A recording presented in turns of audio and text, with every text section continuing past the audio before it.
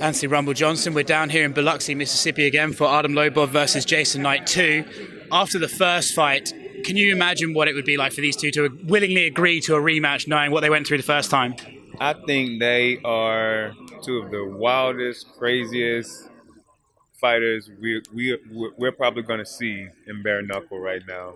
For them to want a rematch after having the battle that they had the first time, that says a lot about the two guys.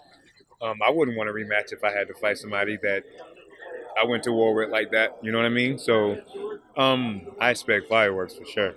It's funny, both of these guys have said this week that they're going to be a lot more technical and they're going to be a lot more, straight punches, not winging shots.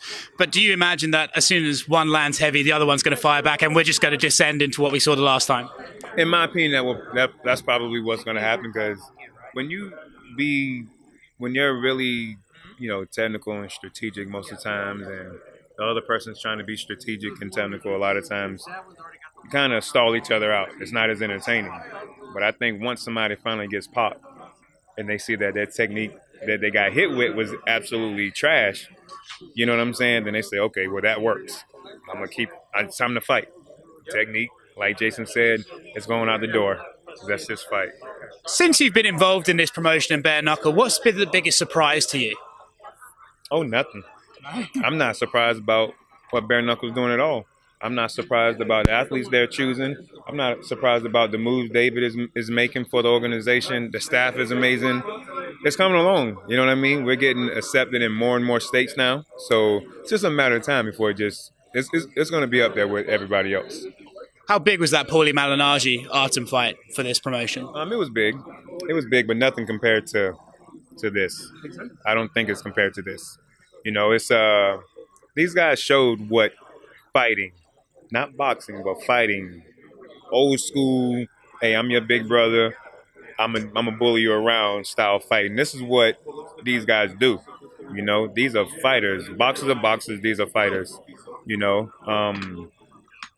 This is just a new breed. This is a different breed of fighters right here. Having said that, this is kind of a bit off topic, but are you a little bit bored of seeing these MMA guys trying to fight Tyson Fury and Tyson Fury sort of saying he's going to come to MMA and we don't really know if he is? Do you think that conversation just needs to stop? Yeah. Yeah. Tyson's a hell of a boxer. I have respect for him. I mean, he does a lot of talking, but that's the name of the game when it comes to boxing. Just talk a lot of trash and box your ass off. That's what happens in boxing. I respect it.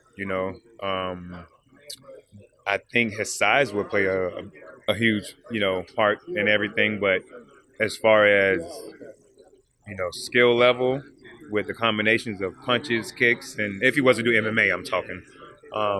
If he was to do MMA, I think he'd get crushed. It's funny that you brought up size. You're looking a lot svelter these days. Yeah, I'm trying to get my slim on right now. You know what I mean? I was up to probably 280, and that was the worst I've ever been. That's the worst anybody's ever going to see me, and I'll never be back there again. But I needed it to happen. I needed to hit rock bottom the way I was, as far as like going to the gym and taking care of myself.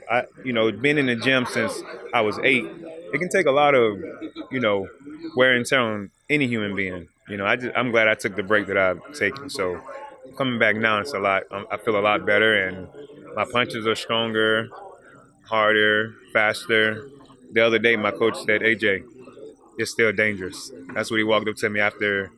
This was the second time he saw me spar, because he's been gone. He came up to me and said, "AJ, you're still dangerous. You're still very fast and punch hard." So, I mean, I've knocked out 2 people already in training on the first 2 days of sparring. So I feel like everything is clicking. That's a good sign. How much are you weighing right now? About 240. Yeah. Would that be what you used to weigh when you were competing in the UFC? No. When I was fighting 205, I wouldn't get usually more than 235. Okay. But you're on the way there. Yeah. Right now, I feel good at being at 240. If I were to fight right now at heavyweight for 240, I'd feel just fine. I feel like I still have my strength. I don't think I'm definitely not gonna be one of the bigger heavyweight guys. There's some monsters in heavyweight, and I feel like I'll be. My advantage would be probably speed over a majority of those guys, because everybody in heavyweight for the most part has power, But I think I'm much faster than those guys, and I probably have a little bit more knockout power. I'm not gonna. I would argue. Don't take that from me. I'm just saying. I Check my think record. evidence dictates. Yeah. Well, also, Those guys in heavyweight are amazing. I look forward to fighting all of them. how are we looking on that? Have you got back in the USADA testing pool? Is what's the plan? When do you think you're going to start doing that? Well, we have to meet with UFC some more. And just we got to go over things and just figure some stuff out. But it's all looking good so far. Nothing bad. I don't want to put my foot in my mouth and say too much, but everything's looking good right now. I'm not worried. You know what I mean? Ideal time to return? Hoping. Well, I was trying to shoot for April, May, but maybe June, July. We'll see. We'll see. But whenever I come back, I'm gonna make sure it's gonna be known. You know what I mean? I want to come back and showcase everything and just fight and just hurt people.